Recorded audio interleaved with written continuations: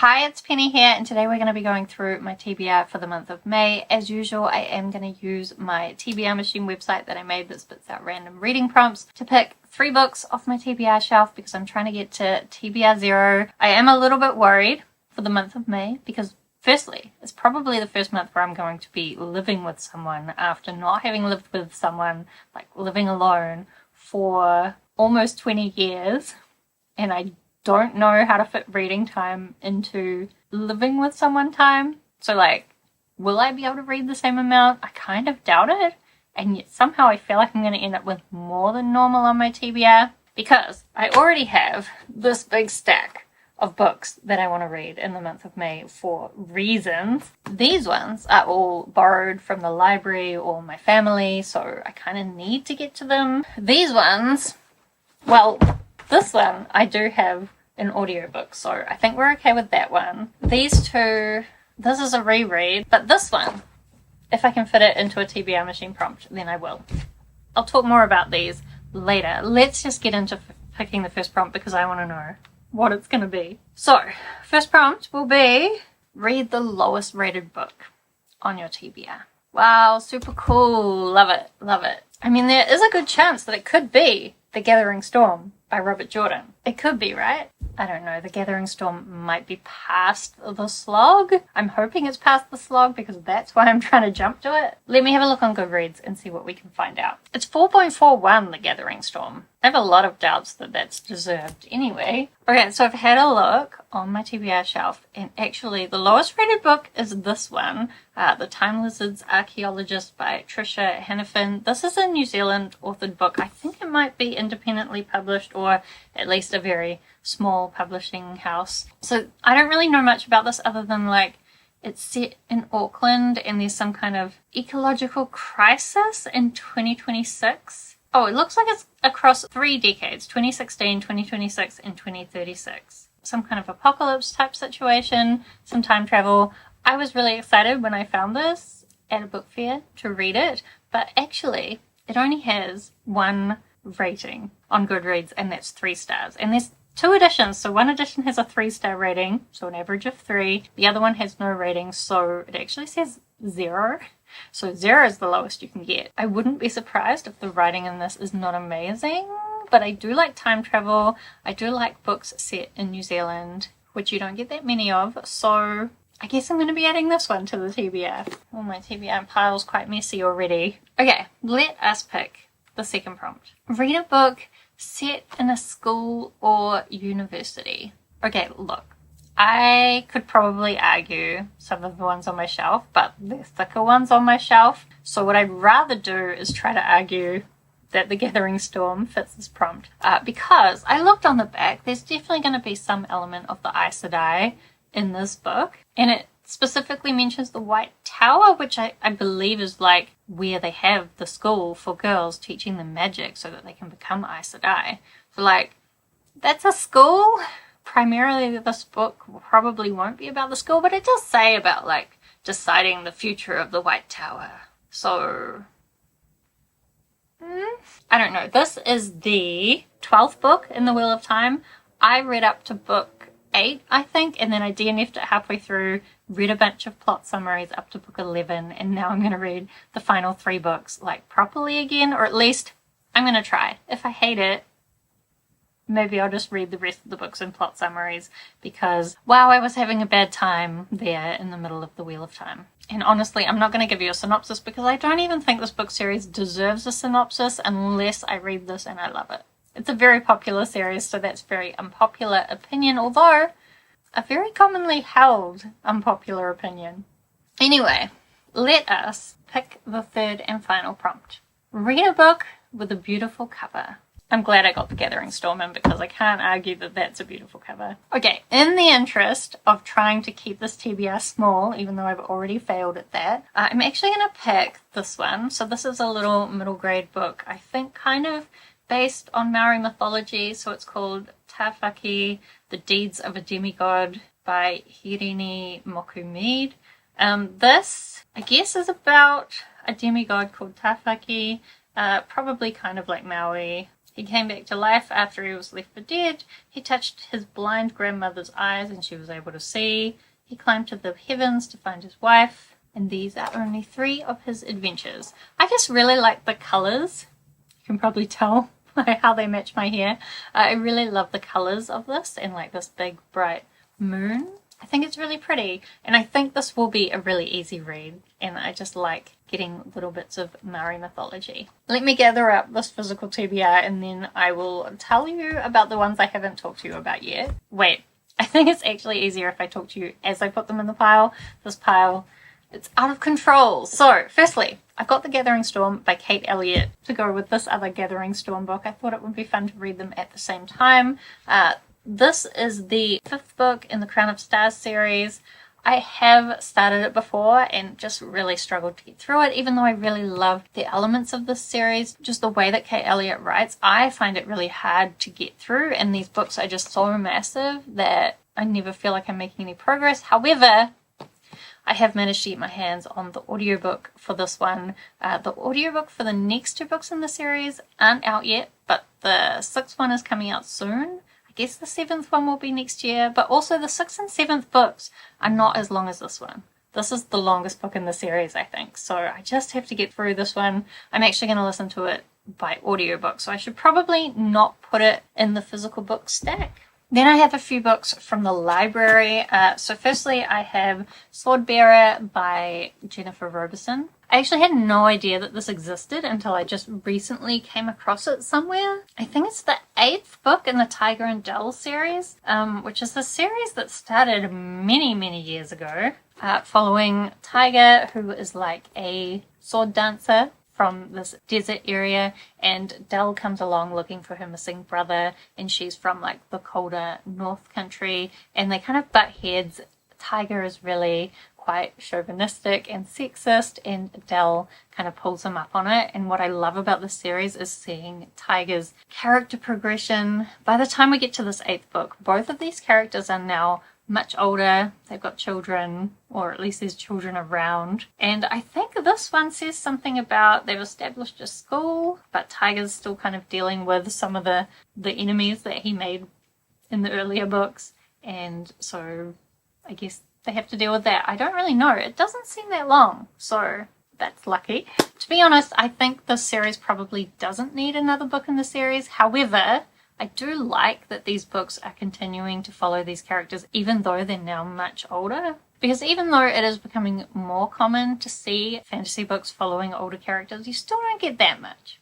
And also, I'm older, so I appreciate it. Then I have One Girl in the World by Kendara Blake. So this is the sequel. I'm not sure how many more books there's going to be in this series, but the sequel to the first book in the series called something. I'll put it here. But this is a Buffy the Vampire series, except in this one we're following Willow's daughter, who is a witch, but has now ended up also being a slayer.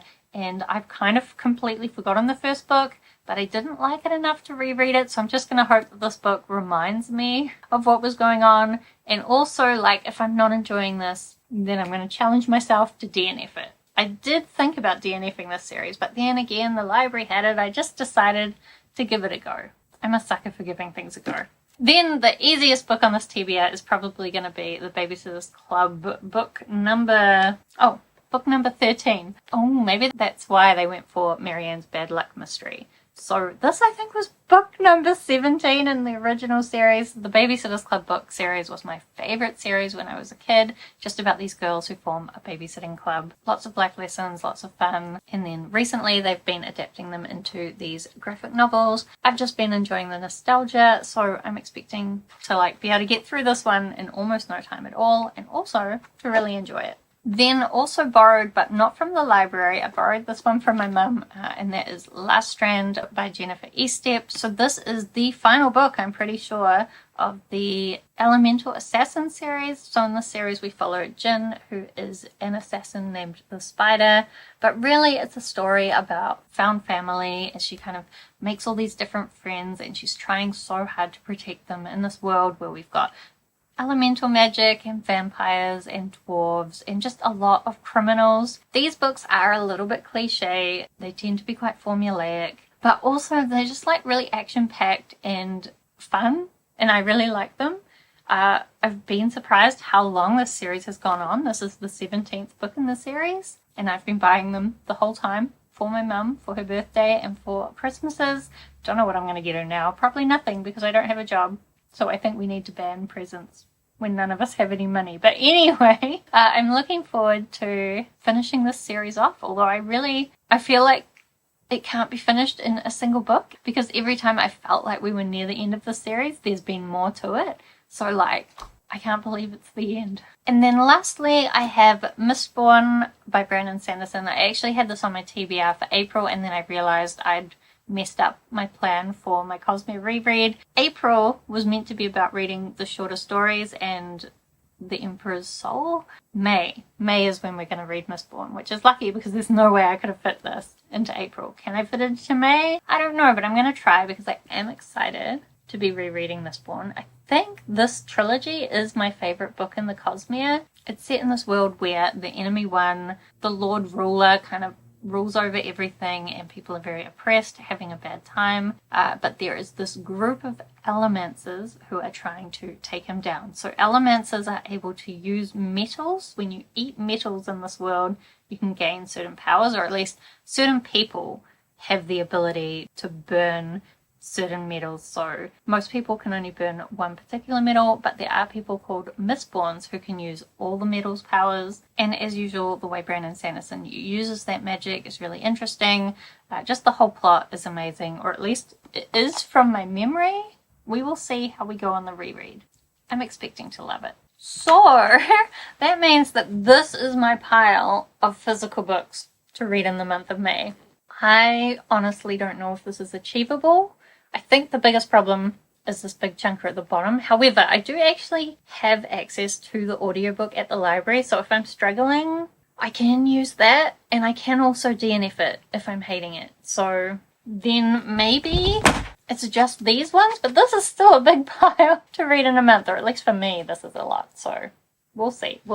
I do also have a number of audiobooks that I'm wanting to read. Firstly, I've got a couple for progressing towards Series 0, where I catch up on all the series that I'm reading. Obviously, there's a few in here that will help me with that, but as well, I'm hoping my library will get to me my hold of A Sleight of Shadows by Kat Howard. So this is the sequel to An Unkindness of Magician, which I reread in April in preparation for this coming out, and I absolutely loved it, like at least as much as my first read of it. But also, I honestly have no idea what the sequel will be about, because the first book really did wrap things up.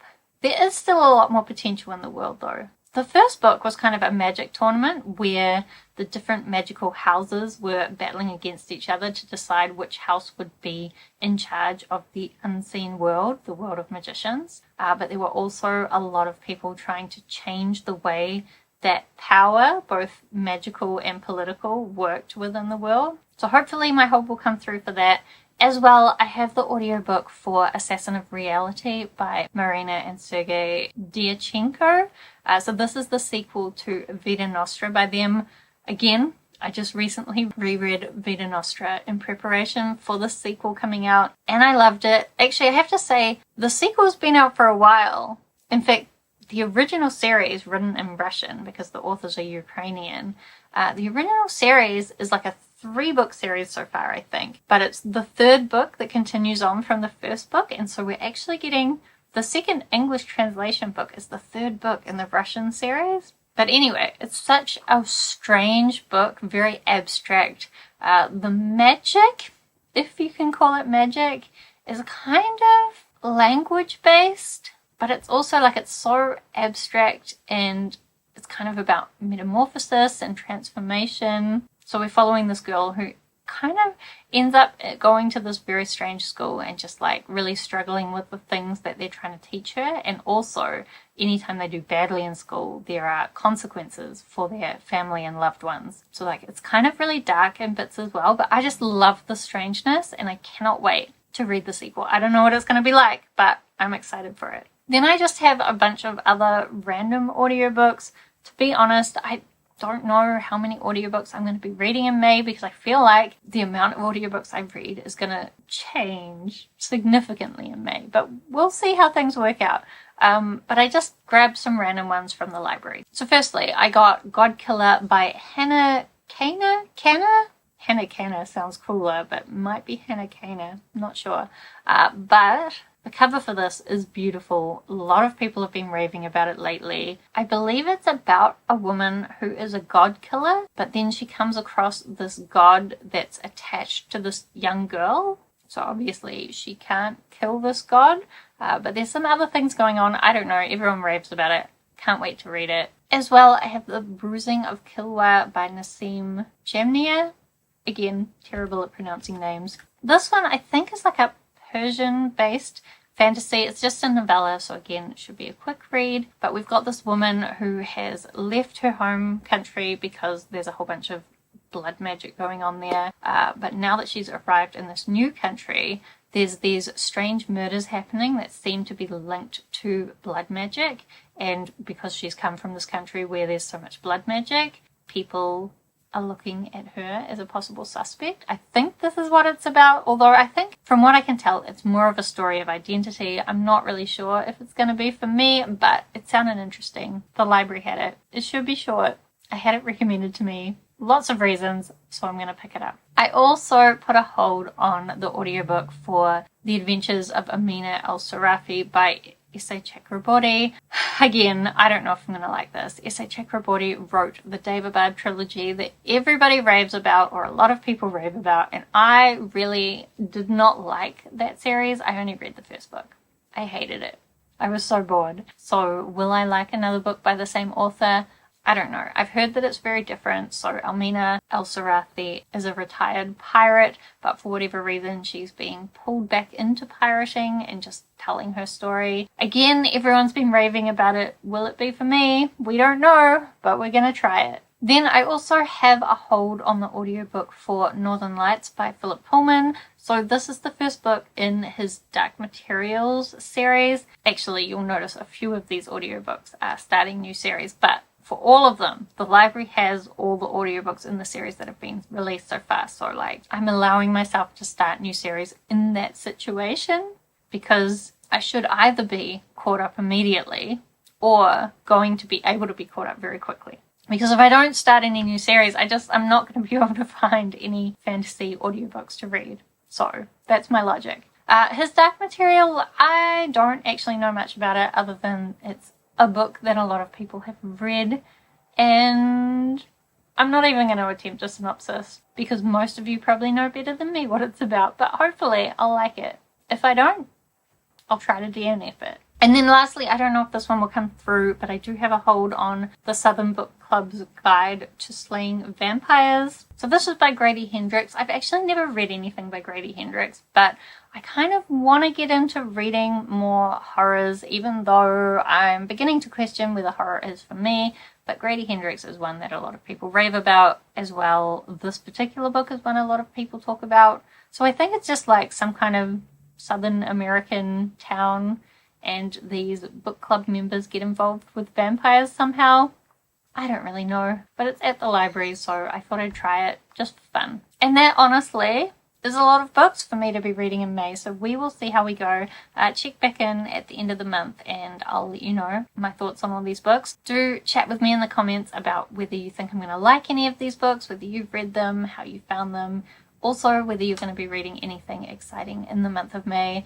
Otherwise, thank you so much for watching. I hope that you are doing well, and I will see you next time.